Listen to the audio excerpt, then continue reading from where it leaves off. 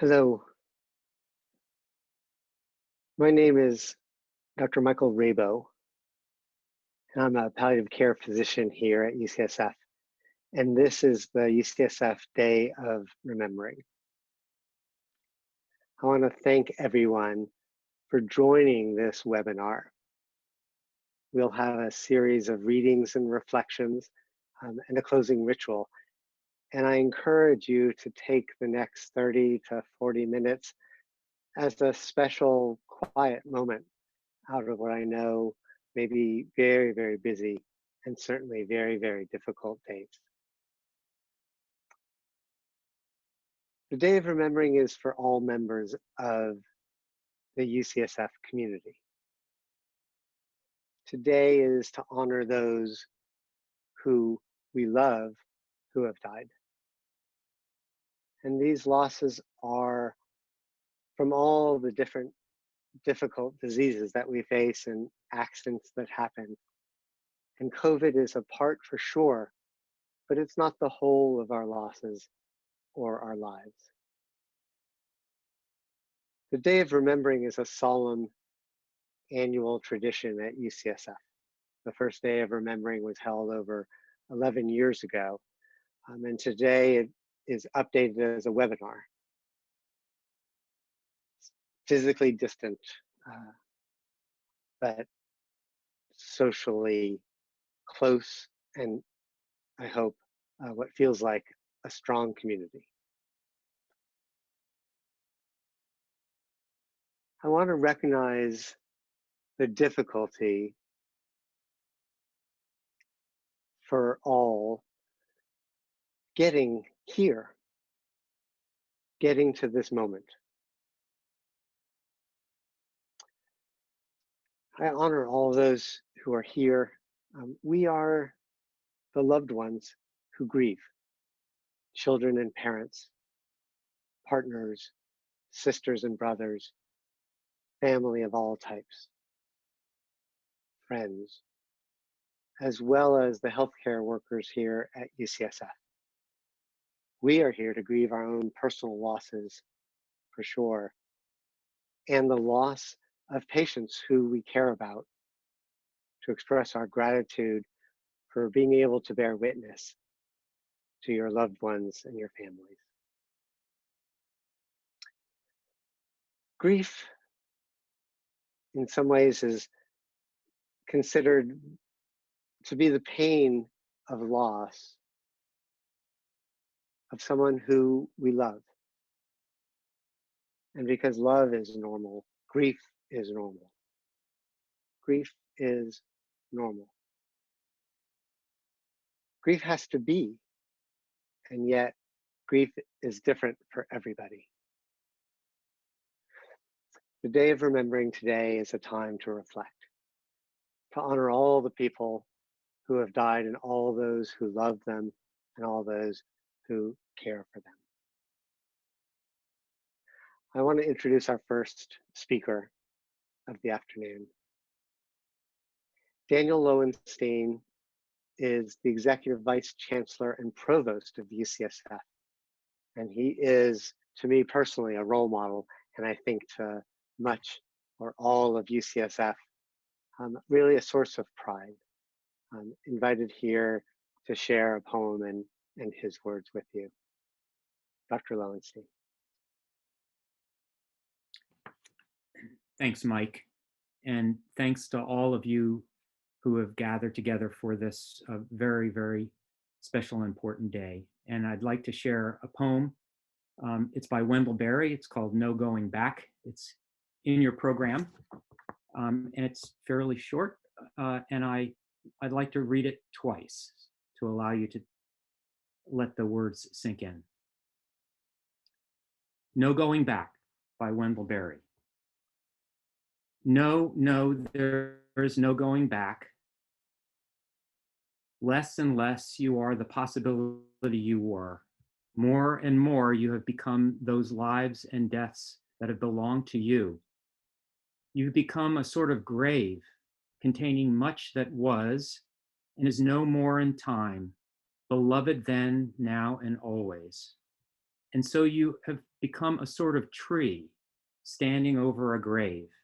Now more than ever, you can be generous towards each day that comes young to disappear forever and yet remain unaging in the mind. Every day, you have less reason not to give yourself away. No going back. No, no, there is no going back. Less and less, you are the possibility you were. More and more, you've become those lives and deaths that have belonged to you. You've become a sort of grave containing much that was and is no more in time, beloved then, now, and always. And so you've become a sort of tree standing over a grave. Now more than ever, you can be generous towards each day that comes young to disappear forever and yet remain unaging in the mind. Every day, you have less reason not to give yourself away. Now, friends, I received this poem from a friend a short time after the loss of our beautiful 24-year-old son, Alex, 10 years ago to a horrible accident. I've kept it at my desk ever since, in part as the occasional added reminder of Alex being gone, as though I really did anything in addition to the aching scar in my heart that makes its presence known in various ways with every passing day. Yes, there's no doubt that this has been the most staggering among the collection of losses that have accumulated in my life. But the larger meaning has come from the growing collection rather than the discrete experiences themselves. And the essence of this meaning has been that life is not the fairy tale we were led to believe as a child. And in fact, as we age, it's impossible to deny that suffering is an intrinsic, inseparable part of the lived experience. As MERI says, there is no going back to that ephemeral fairy tale. Time has caused us to become firmly rooted as that, as he says, sort of tree standing over a grave. So today, on this day of remembering, my heart aches for the more than 300,000 lives lost.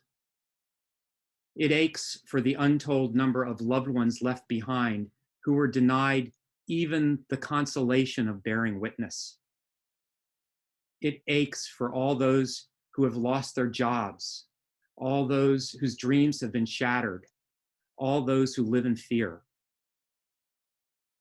And it aches for all those who have this latest threat added to their burden of homelessness, of isolation, of poverty and discrimination.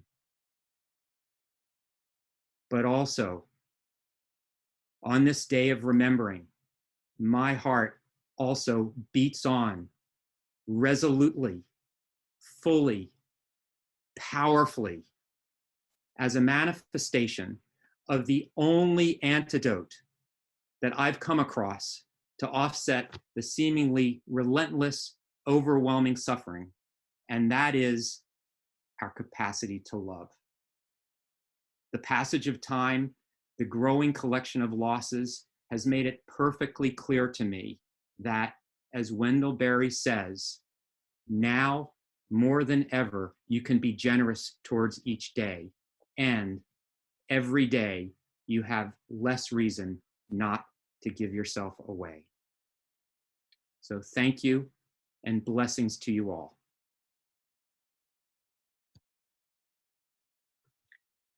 Thank you, Dan, so much for those beautiful words, for the inspiration, and for your openness. It makes it so much easier to see how love can fill the world. I'm honored today as well to have family and friends to help lead this memorial. And while no two people's grief or how they go about it can be compared. It's so meaningful to be able to hear today from Shanika Lasartne, who is the daughter of Ella Harper.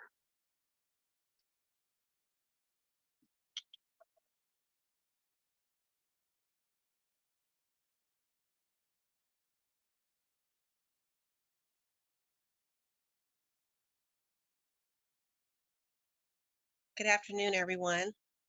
Um, as mentioned, my name is Shanika Lasartame, and I'm joining you from my comfortable bed in Stockton, California. And I just want to thank you for inviting me to this special event. It means a lot, to me. And so I'd like to share some thoughts and reflections about my mother, Ella Harper. I'm sure that she's here with us in spirit. And if you don't mind, I'm going to go ahead and read my responses to the questions that were provided to me, as I don't want to miss anything. And my apologies, I'm using my cell phone. I was having some technical difficulties with my laptop, so I apologize if I'm looking away from, the camera here. And I also want to mention that my mother was a very upbeat person. So my reflections are not somber; they're celebratory in nature.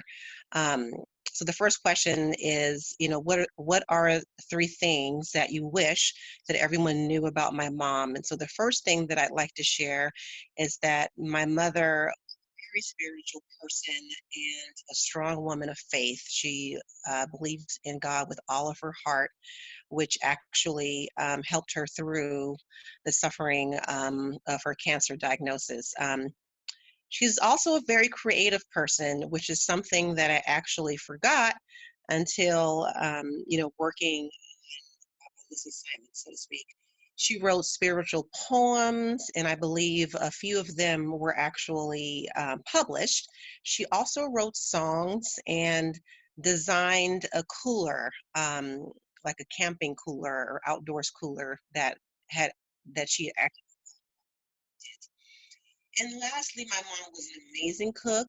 Um, she poured love and attention to all of her meals. She gained fulfillment watching others enjoy her food. She was a real hit during the holidays. Everyone would call in advance. She was cooking and preparing. She would bless us with delicious, down home, stick to your ribs Southern meals during the holidays. And as I mentioned, our family members looked forward to joining us. And there was one particular time where one of my cousins enjoyed her food so much that she stuffed herself and literally was unable to stand for a few hours and experienced shortness of breath because she ate so much food that day. And on another occasion, one of my good friends joined us for, I think it was Christmas, and this friend had been a vegetarian for a number of years, I believe, until that night, when my mother had made this delicious bourbon cola glazed ham on that particular holiday.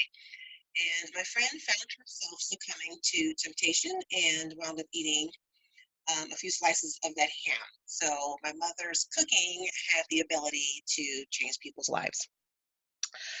Um, what would I like to share about this whole experience? Well, honestly, I think I'm still in shock. The whole situation happened so quickly. She received the diagnosis last August, I believe, and she passed this February. So it still kind of doesn't feel real. But I am very grateful for my husband, my family, my friends. They've been a real support during this situation or this time. They've surrounded me with love and support and have kept me laughing. So it's really been helpful for me during this healing process. And I also feel very comforted knowing that her suffering has ended and that she's in a better place. I know that she's in heaven. And lastly, imagining myself a year from now, what will I remember most about my mom? Well, what I want to share is that, and what I will remember is that my mom, well, it was her spirit. She had a very quiet, fun-loving spirit, and she always displayed strength and resilience. She faced a number of challenges in her life, including her battle with cancer But through each of those storms, she always maintained a very positive attitude along with a great smile. So those are the things that I will take with me while I'm still here. So again, I appreciate the invitation. Thank you.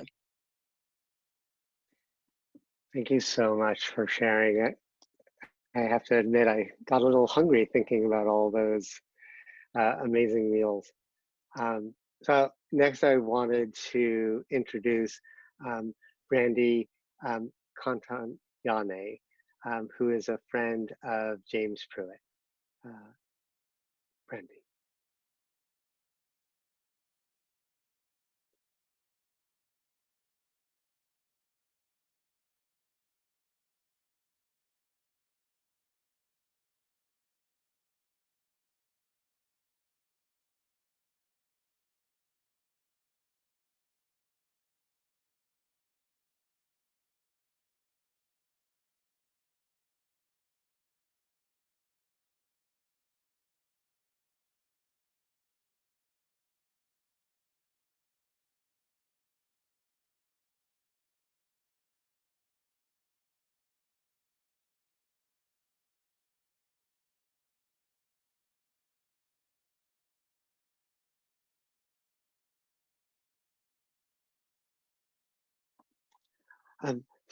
Brandy, I think you're still muted.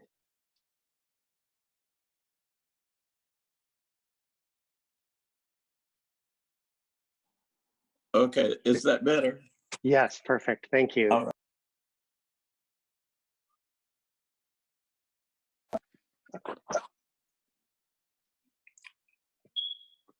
All right. I'm Brandy Contagnane, and I too appreciate the invitation. Are you able to hear me? We are. You sound fine. Thank you. Okay. I too appreciate the invitation to this event. James was a longtime friend of mine, 50 years actually. And,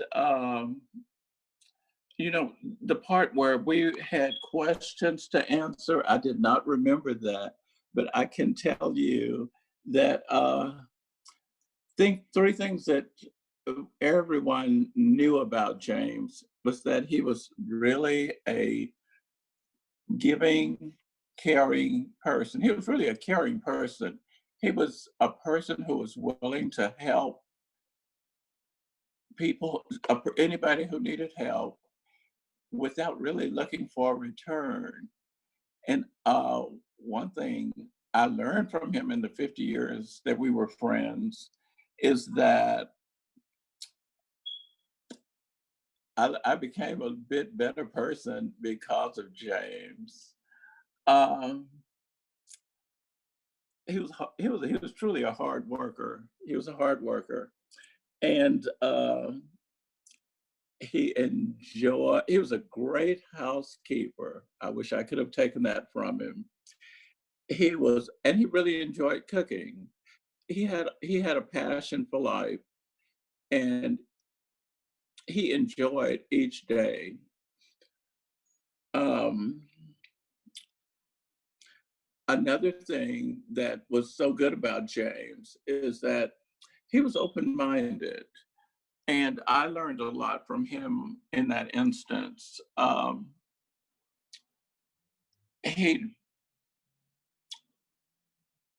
was like so many more people should want to be. I have a feeling I'm not okay. He was like so many other people should want to be willing to listen and willing to know that there was more than one side to each story. It was, again, I'm going to say he was very loving and caring. He passed away of cancer, and James was a courageous person because he suffered with this for many, many months. But he only told me what was actually going on with him during the last 5 months. So I thought that was a courage. I think I would have been crying and screaming from the beginning. So I thought that was very courageous of him. I know, I figured, I know why he did it. But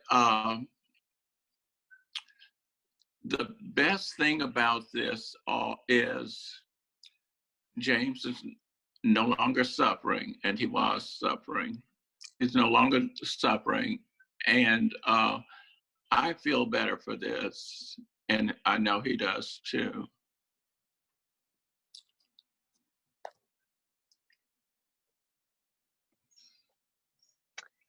Randy, thank you so much for those words. And yes, I think we're all able to find some relief when death brings the end of suffering. Yeah. Thank you. Thank you, Brandy. Next, I wanted to introduce my dear friend, Redwin Kesar, who's a nurse and an author, and the director of patient caregiver education as part of the MERI Education Center. Redwin, please. Thank you, Mike. And good afternoon, everyone. Thank you for all of the words that have been spoken here that have touched all of our hearts, I know already. Dr. Rachel Naomi Remen, who's an amazing healer and storyteller, tells us that poetry is simply speaking the truth, and that each of us has a truth as unique as our own fingerprints. For some of us, poetry is also medicine. It's one of the things that can help heal us as a salve, can inspire us, can comfort us, can help with our wounds and our losses. And we all have these unique truths and these unique reasons for being here today, as has been said, for our own personal losses and in community to honor and acknowledge our collective losses, of which there are many right now going on in the world, as well as all of the losses that we've all experienced in our lives. So I'm honored to be here, to be part of this. And I offer this poem by another amazing poet and storyteller, Mark Nepo, in hopes that it may be of some comfort and a salve for some of you, for some of the losses that we're feeling. It's called Adrift. Everything is beautiful, and I am so sad. This is how the heart makes a duet of wonder and grief. The light spraying through the lace of the fern is as delicate as the fibers of memory forming their web around the knot in my throat. The breeze makes the birds move from branch to branch as this ache makes me look for those I've lost in the next room, in the next song, in the laugh of the next stranger. In the very center, under it all, what we have that no one can take away, and all that we've lost, face each other. It is there that I am adrift, feeling punctured by a holiness that exists inside everything. I am so sad, and everything is beautiful. Thank you all. Thank you, Redwing. What a beautiful, beautiful piece. For our last speaker, presenter, I want to introduce another dear friend, Judy Long, who's a palliative care chaplain and works with the MERI Center, for a recognition of names of those who we are grieving today, and then the ritual of the Litany of Remembrance. So Judy.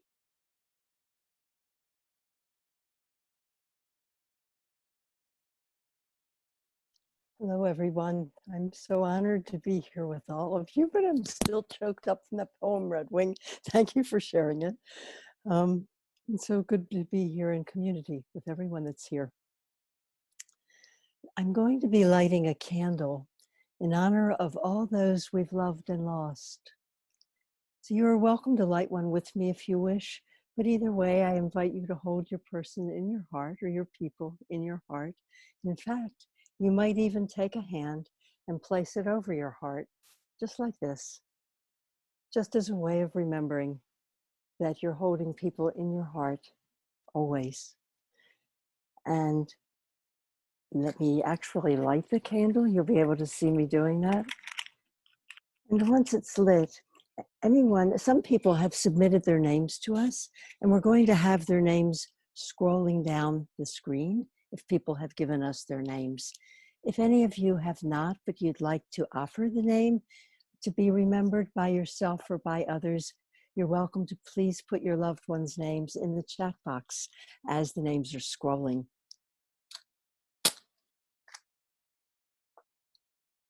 So I light this candle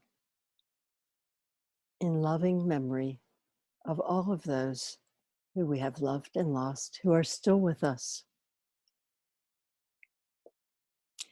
And we will have the beautiful music in the background of Patrice Hahn, our harper. We're so grateful to have her with us today. Thank you.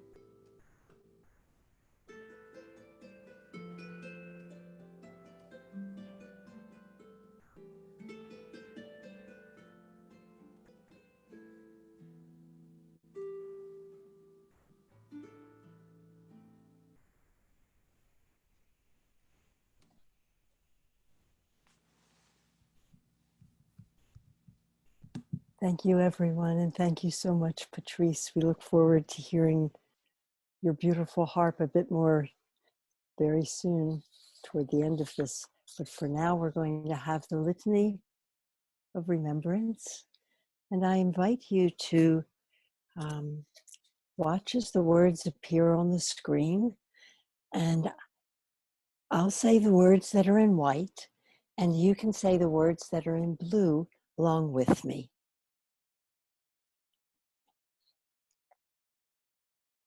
In the pardon me, in the rising of the sun and in its going down, we will remember them. In the blowing of the wind and in the chill of winter, we remember them. In the opening buds and the rebirth of spring. We remember them.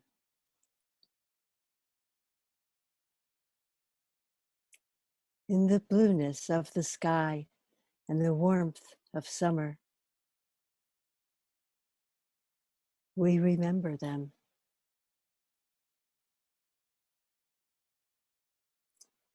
In the rustling of the leaves and in the beauty of autumn,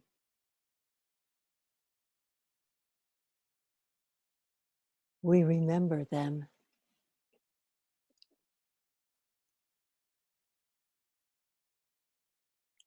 When we are weary and in need of strength,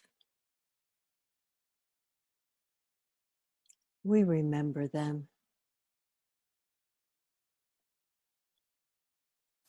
When we have joys that we yearn to share,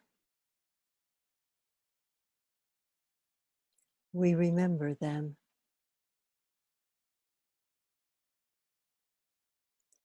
So long as we live, they too shall live. For they are now a part of us as we remember them.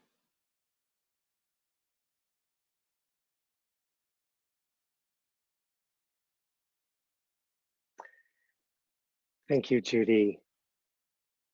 And thanks everyone for adding the names and sharing the wishes that you did. Please continue to do those. If we can all continue sharing our memories, both our sadness and the things that are beautiful, we'll be in a better place for sure.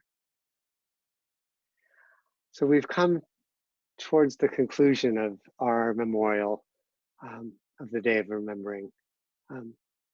Knowing that grief is the pain of loss, I know that that is what we all are feeling, and at the same time, there's more to grief.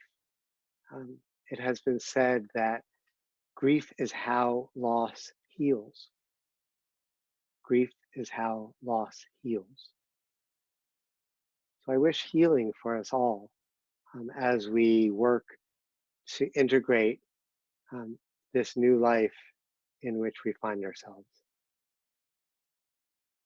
I want to close with gratitude. My thanks to all of you on this webinar who have joined us, who have created this beautiful community out of space and out of time, and out of our grief, our collective sadness too. I want to thank all the speakers who agreed to share something so heartfelt with all of us. And I want to thank Patrice Hahn so deeply for such a beautiful gift of her music. And importantly, I know we all do, but I certainly want to thank Gail Kojimoto, the coordinator of the MERI Center, who has done as she has for so many years with the Day of Remembering, organized and publicized and run so seamlessly this event. I'm sure most people can tell that it is a gift of love for Gail to do this work, and I'm so deeply appreciative of it. So this concludes our Day of Remembering. You're welcome to stay for the next few minutes as Patrice closes our memorial with more music. And of course, please, if you're interested, stay and continue to add your wishes and your comments and your memories to this community. So let me thank everyone again and wish you all the best. Thank you.